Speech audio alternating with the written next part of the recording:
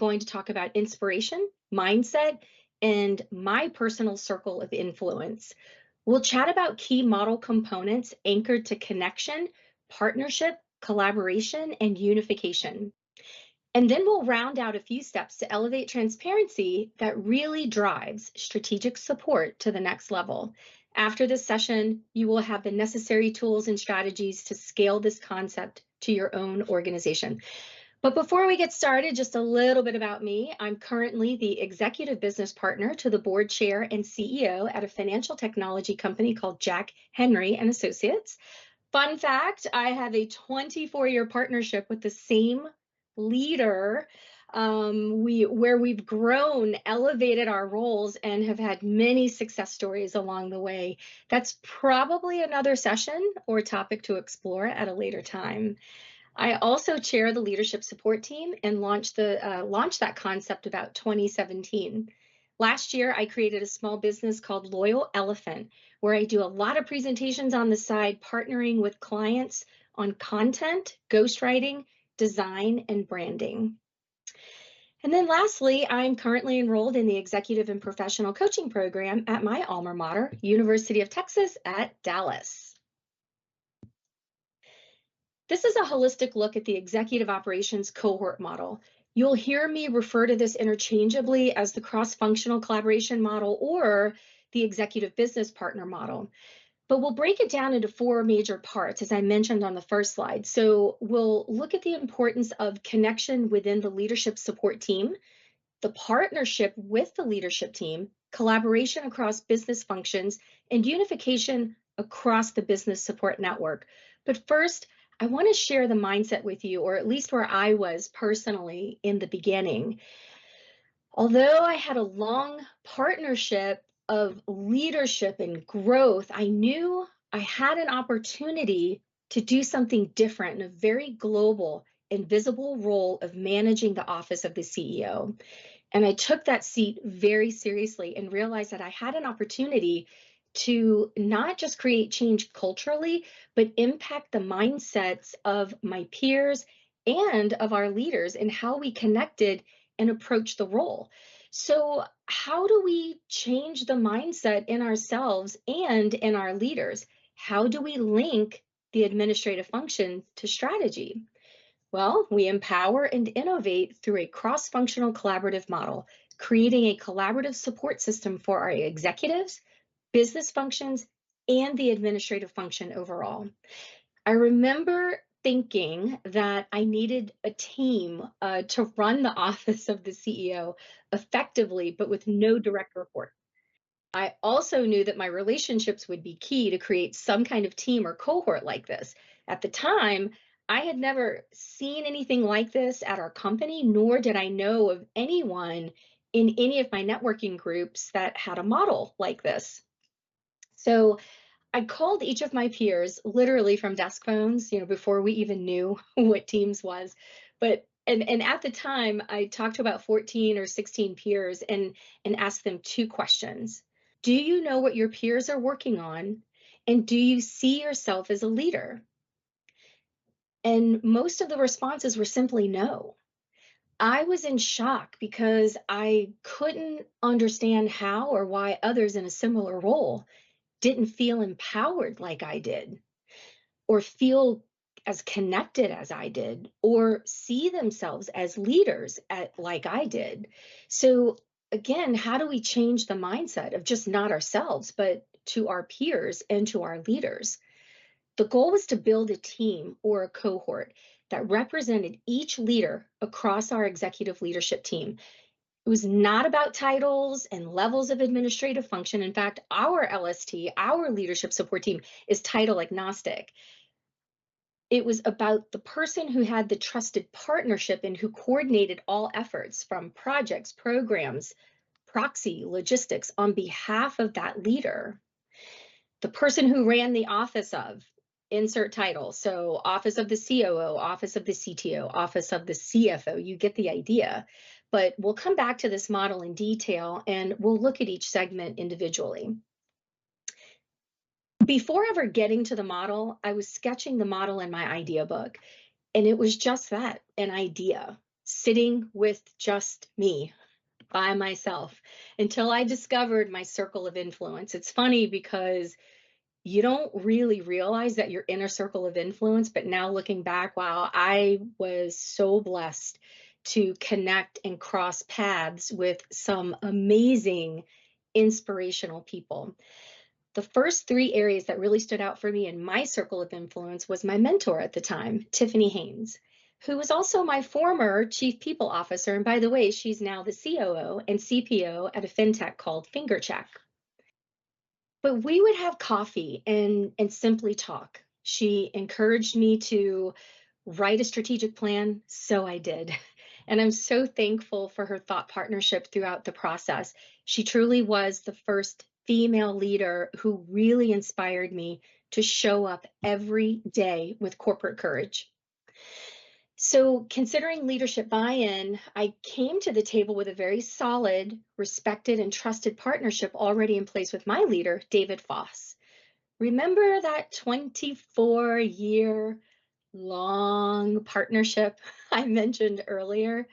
But seriously, he has always supported my ideas and has always held incredible space for my creative freedom and for my extreme determination.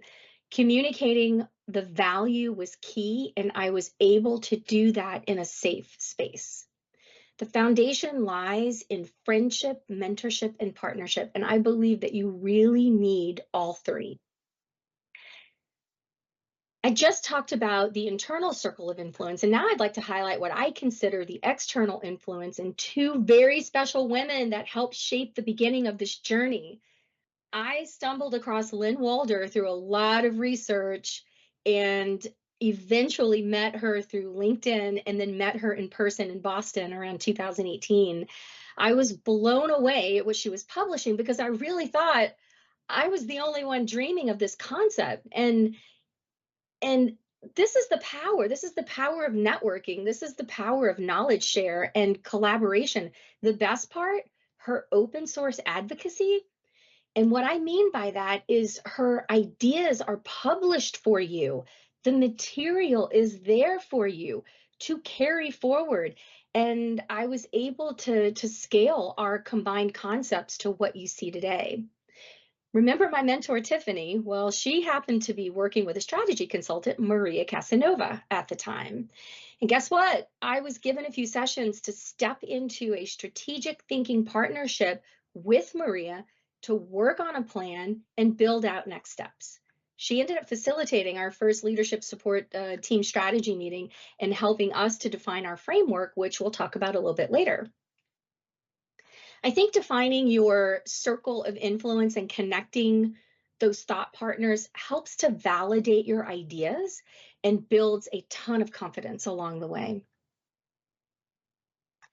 I'd like to focus on the center of the model because without the connection piece across the leadership support team, the rest of the model won't work easily.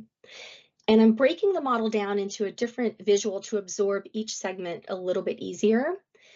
We came together quite a few years ago to get to know each other, understand our roles better, share our strengths, our knowledge, discuss our pain points, and discover ways that we could grow and develop ourselves better.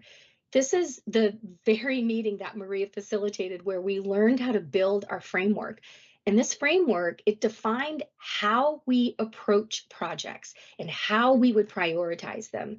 We talked about our vision, values, and foundation, defining our behavior and setting expectations, not just for today, but for the people who will occupy these roles in the future.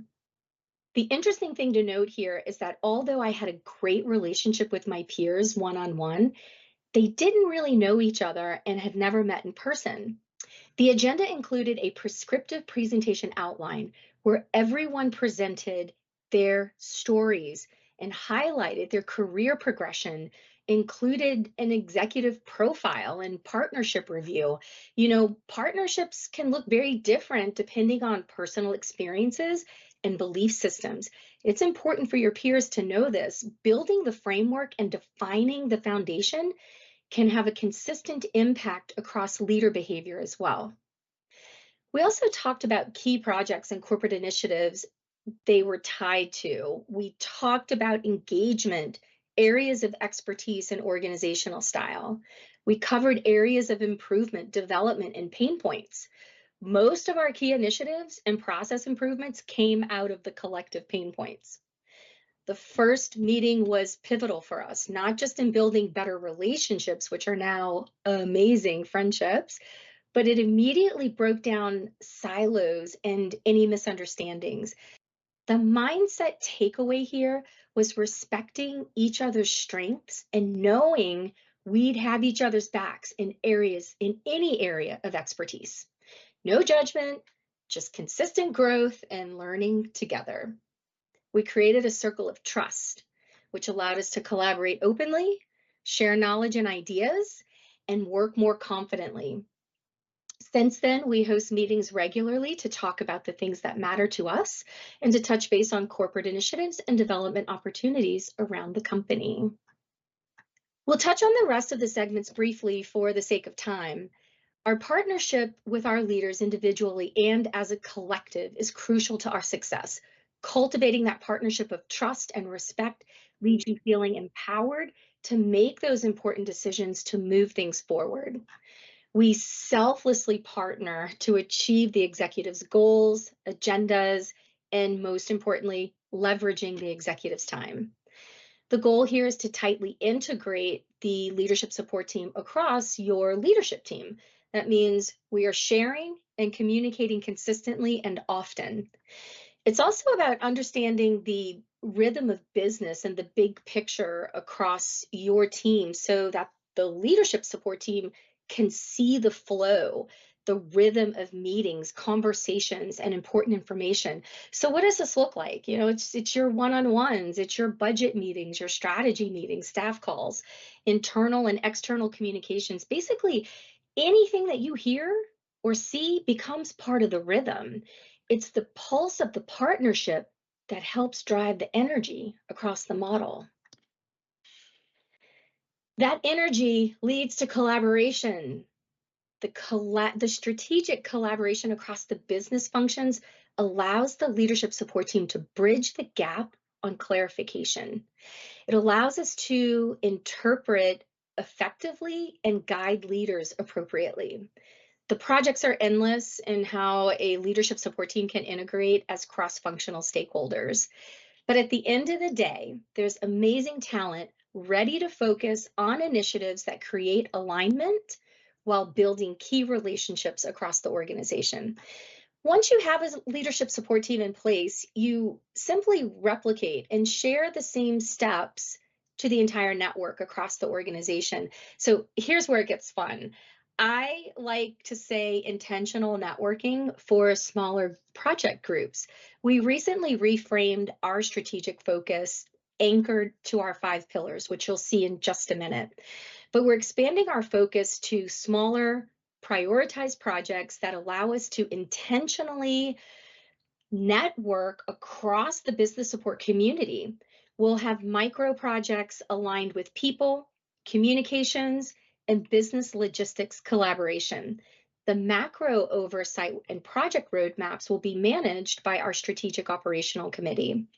This level of unification is important to the network as it improves communication, decreases misunderstandings, empowers mindset, increases morale, and allows the network to be change champions throughout your organization on relevant topics. Essentially, we've built a platform that supports a culture of inclusion, builds confidence, fosters a collaborative culture, supports developmental growth, encourages innovation and creativity, and provides a sense of empowerment and pride. We've built a platform that is safe to grow and that allows our function to have a collective voice. I started using this phrase about a year ago when I was branding the leadership support team newsletter. And it really hit me that it's the conversations in between the conversations that should be elevated and repeated for transparency. And sometimes We experience that one-on-one communication either through email or in person, across different peers, across different leaders. Our communication design looks like this, where we have one-on-ones directly with leaders and one-on-ones across the network. We funnel top of mind topics and speakers through our weekly C-suite calls, then to our leadership support team monthly mind syncs, and then through the business support network quarterly calls. Additionally, we are heavily partnered with the corporate communications leadership team to help scale important company-wide messages. We've created a consistent, open, and safe place to share, grow, and learn together. We've reframed and elevated strategic support by anchoring to 5 pillars: relationships, communication, transparency, collaboration, and community. This has allowed us to share knowledge, share our ideas, and discover ways to improve many collaborative processes. The relationship part is the most important. I've always believed that without this, work is just harder and slightly more annoying. Are you with me on this? I genuinely love the team that I get to work with every day. Our friendships are intentional. We care, we're empathetic, we're extremely compassionate. It's in this mindset that allows you space to become an accountability partner and influencer to your team. With a solid, trusted relationship, our level of communication is off the charts. We trust, so we share. We care about each other, so we share. And sometimes overshare, but that's okay. Sharing your ideas, dreams, and thoughts connects us. It shows vulnerability and it creates a trusted bond that is hard to break. In other words, we always have each other's back while moving towards the same goal. Vulnerability is a key trait of transparency. It's okay to not understand everything. It's okay to not have all the answers. I certainly don't, but I'm surrounded by amazing people who probably do. We have a collective that operates with a strengths-based team mindset, meaning we know our power partners and the strengths that they bring to them. We have a collective that operates with a strengths-based team mindset, meaning we know our power partners and the strengths they bring to the team. We leverage those strengths across many projects and processes. Because of this approach, collaboration just comes easy for us. In fact, I can't imagine working any other way. We've built a community, a platform with a collective voice to impact change creatively together. I'd like to wrap up with a guiding quote we use for our leadership support team. As you navigate through the rest of your life, be open to collaboration. Other people and other people's ideas are often better than your own. Find a group of people who challenge and inspire you. Spend a lot of time with them and it will change your life. I'd also like to leave you with a little challenge and a huge ask. Find your circle of influence. They are all around you. Talk about your vision. If you're dreaming it, trust me, someone else is dreaming it too.